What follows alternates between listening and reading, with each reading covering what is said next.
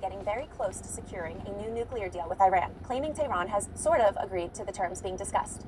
Speaking during a tour of the Gulf, Trump told reporters that the two sides are engaged in what he called very serious negotiations aimed at achieving long-term peace between the two longtime adversaries. "We're getting close to maybe doing a deal without having to do this. There are 2 steps to doing this," the president said, hinting at a possible military alternative should talks fail. "There's a very, very nice step and there is the violent step, but I don't want to do it the second way." Despite Trump's optimistic assessment, an Iranian source familiar with the talks pushed back on the notion that an agreement was imminent, saying significant gaps remain in the negotiations. Talks between Iranian and U.S. negotiators, which wrapped up in Oman Sunday, ended without a breakthrough, though both sides agreed to continue negotiations in the coming weeks. At the heart of the dispute is Iran's insistence on continuing its uranium enrichment program, something U.S. officials have publicly demanded must stop. Iran, however, has labeled that demand a red line, asserting that it will not surrender what it considers its sovereign right to enrich uranium on its own soil. While Tehran has signaled some willingness to reduce the level of enrichment and the amount of highly enriched uranium it currently has in storage, officials made it clear they would not accept reductions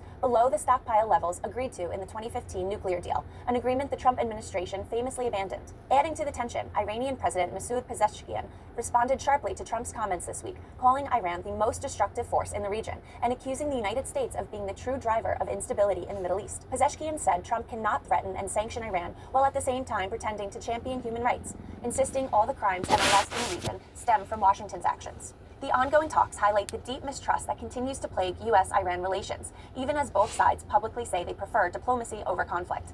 With the next round of talks expected soon, the world watches closely to see if the two sides can bridge their red lines and avoid what President Trump ominously described as the violent step. Shalom. Giving all praises to Yahweh, Ba'ashem Yahweh Shai. Double honors to the apostles, bishops, and elders of Great Millstone. Shalom to you, hopefully elect. Your brother Yoel from the Great Millstone, Orlando. And, just keeping an eye out on there's a lot of these so-called peace deals, peace treaties, ceasefires, and things of that nature that are going on with these, on these different war fronts, all right? All these different conflicts, but, the beautiful thing about prophecy is, we know the outcome of how this is going to play out. And as the scriptures say, there is no peace to the wicked. All right. Because, seeing something like this, and again, that's the beauty of prophecy, and giving us the upper hand. All right. The importance of understanding prophecy, because something like this, it'll rock people right back to sleep, and oftentimes, even to those of us in the know, which we look forward to. We look forward to, that much tribulation that, brothers quote all the time in Acts 14:22, not in the sense of any type of personal pleasure or gain or anything like that, but for the simple fact that we understand these things have to take place in order for the kingdom to come, in order for Yahweh Shai to make his return. So this is why we look forward to these prophecies. All right. Because as far as those of us, again, in the know and on our watch,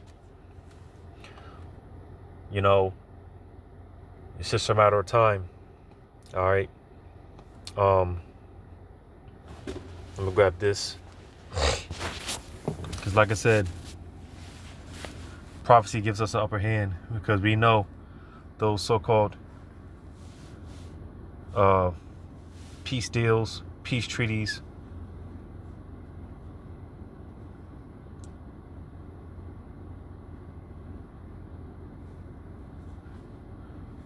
Slocky, I'm gonna grab this.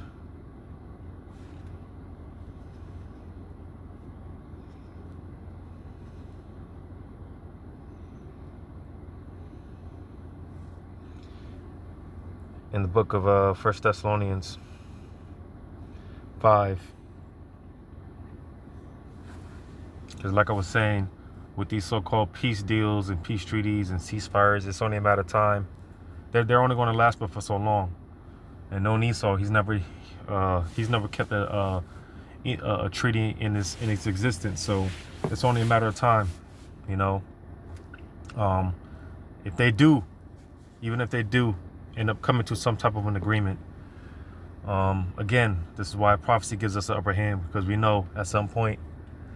Well, matter of fact, let me grab this. Before I grab that, I'm gonna grab this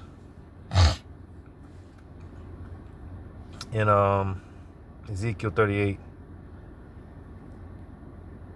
which again, and I'm gonna keep reiterating it, as far as prophecy and how it gives us the upper hand. All right, because something is going to happen to where, pursuant to Revelation 17, all these nations are going to shoot their missiles at America. America's allies are going to shoot their missiles at America. All right, you know, there's being talks about how, because with this whole the fact that, you know, they're trying to prevent the so-called Iranians from the uranium enrichment, which, you know, uranium, for those that don't know, is basically the main component in making those nukes. And they know once them so-called Iranians get hold of nukes, that'll be the end for Israel. You see? So with that being said, according to prophecy, and this is why, hey, you know, we're not we don't walk in darkness as everyone else does. All right, we are the children of the light. All right, so we have the upper hand. Prophecy gives us the upper hand. We know how this is going to play out, because making the point about the talks of the tension between Israel and the state of Israel and Babylon, and how pretty much the relationship right now is shaky, because again, the Iranians getting hands on nuclear weapons, that'll be the end for Israel. So Israel has been, talking about just basically attacking Iran without Israel's intervention. Slovakia. Israel has been in talks of attacking Iran without America's help. All right. And again, all of these peace treaties, I think Trump just went over there to Saudi Arabia for some deal of some sort, and supposedly they cut ties with those small hats over there. All right, but again, according to prophecy, we know we have the upper hand. I'm gonna go to this.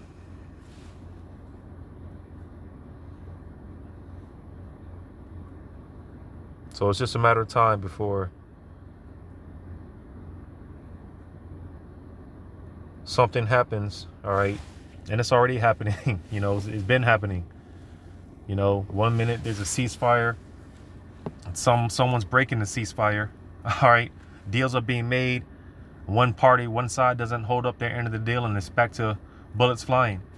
So it's just a matter of time. All right, but Jeremiah 49 and verse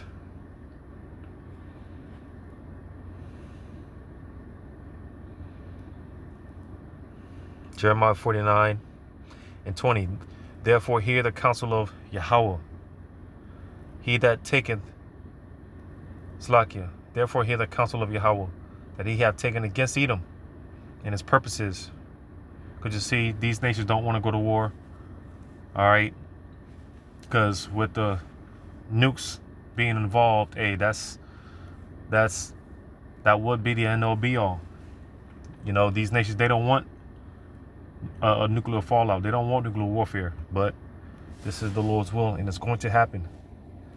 All right, and I always say, hypothetically speaking, even if whoever's behind those little red buttons, nuke pushing buttons, even if they don't do it, the angels will be right there to push some buttons. So one way or the other, those nukes are going to get let loose from those bows. The scriptures describe them as arrows being shot from their bows. All right, those silos, one way or the other. All right, and this is according to the Lord's purposes, his purpose. It says that he hath proposed against the inhabitants of Teman. Surely the least of the flock shall draw them out. Talking about those small hats. That little, when you look on the world map, because it mentioned the least of the flock. Right? So it's like when you look in the world map and that little small space over there, all right, that little small patch of land over there, it's causing all this tumult, causing all this uproar, all right, causing all this trouble. You see, but it said, surely the least of the flock shall draw them out. Surely he shall make their habitations desolate with them. So you see, because they, again, one way or the other, we often talk about America's destruction, but Israel and that whole landmass over there, when you read in the book of Amos, man, it talks about how all those nations, the Lord's going to clear that whole area out. You got all these heathens fighting over something that don't belong to now one of them. The Lord's going to clear the whole area out with nukes. All right. And because of, again, the relationship between Babylon and the state of Israel, all right, regardless, like I said, regardless of how, the fact that ties are being cut, whatever's being said, whatever the situation may be, one way or the other, Israel, the state of Israel is going to draw America out and cause America to be destroyed, as well as Israel. All right. And like I said, the whole landmass, that whole area over there, but the only difference is America's not going to be built back up. All right. America, no man is ever going to dwell in the land of Babylon ever again. That's the difference, because Israel is going to get built back up. That's going to be our headquarters. All right. That's going to be the headquarters for the kingdom of heaven. So, eventually that area is going to get built back up. It says the earth is moved at the noise of their fall. At the cry, the noise thereof was heard in the Red Sea. So you see, all right. And what's going to cause the earth to move? Those nukes. Because make no mistake about it, man, those nukes, man,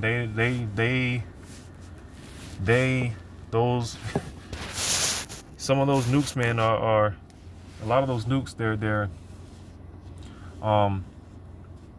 and it's really the warheads contained within the nukes, because you got pretty much the slips from my mind right now, but the propellant system, but that propellant system that's just what's going to bring the nukes from point A to point B, because within those nukes, it contains those warheads. But just making a point, because those warheads is what's really going to be doing the damage. And again, some of those nukes, a lot of those nukes, they contain multiple warheads. So, but just making a point, some of those nukes, man, those aren't some small little, rocket launchers. A lot of those nukes, man, they're as big as 2-story buildings. They weigh some tons.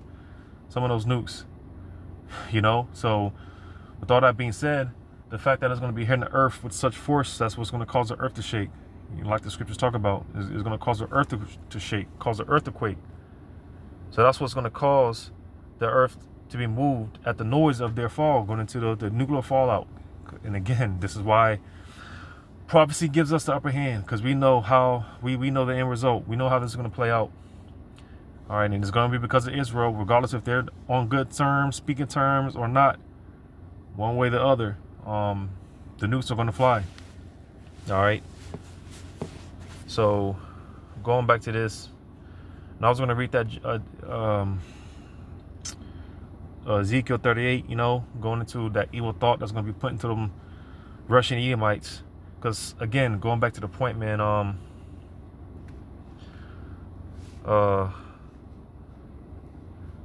Babylon is going to do something.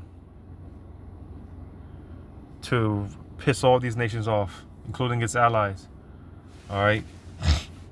And, one thing is going to lead to another, and the nukes will be shot from those silos. All right. So, these peace talks, these peace deals, peace treaties, ceasefires, whatever, it's only a matter of time. All right. 1 Thessalonians 5. I'll start at 1.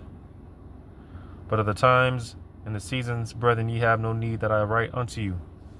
Because again, we have the upper hand, which prophecy gives us the upper hand. All right. Because like I said, man, this could be disenchanting, hearing, about these peace talks, because we want this shit to be on and cracking already. We want this bitch to be Gaza stripped already. It says, for yourselves know perfectly that the day of the Lord so cometh as a thief in the night. And all this talk of nuclear preparation, these nations preparing for World War III, nuclear fallout, and this and things of that nature. But listen, just speaking as a man, just picture, because you got to be a visionary. Like the Apostle Gabar stresses all the time, you got to be a visionary. So, or just imagine one day, with all this preparation, these nations are doing, this is gonna be one day. It's gonna catch everyone off guard, man. Those sirens are gonna be going off. Get to your nearest nuclear bunker, and all that preparation for these people, man. It's gonna be for nothing, because hell, even Yahweh Shai himself doesn't know, because when the nukes do fly, that's when Yahweh Shai is gonna come, all right, and he's gonna redeem his elect. But even with that being said, Yahweh Shai doesn't know. So how much more these people?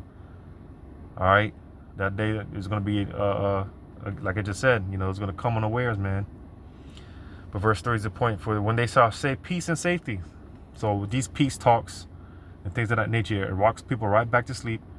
It puts people back in that optimism spirit, that it puts people in that normalcy bias spirit. Because I forgot the term for it. They were using it during this whole C-19 thing. Because people are basically just tired, about the same old shit, man. It's just, people are worn out. It's just, the same old shit. I forgot the term for it. But it's, it's a pretty much the same feeling, about wars or rumors of wars. This is why people eventually just get to a point they just like, man, y'all been talking about World War III. Y'all been talking about the end of the world. Y'all been talking. People just, tired of hearing about it. So, like I said, stuff like this, that peace and safety spirit, it rocks people right back to sleep. All right. It says, then sudden destruction cometh upon earth. Then sudden destruction cometh upon them, as travail upon a woman with child, and they shall not escape. So you see, all right. That's why, again, prophecy gives us the upper hand. We foresee, we already know how this is going to play out. It's just a matter of time before them, peace talks and things of that nature. Something's going to happen, and it's going to happen all of a sudden. Something's going to happen. All right. Because again, Esau, he's never kept the treaty since his existence, and he don't plan on it now. So regardless, peace talks, peace treaties, whatever, prophecy is going to come to pass. All right. The Lord's will is going to come to pass, and hey, everything operates off of the tune of prophecy, man. So hey, with that being said, it's just a matter of time. One day, something, there's just one day closer, man. But hopefully this was edifying. All praises to you. How about Shema Shai? Shalom to you. Hopefully luck.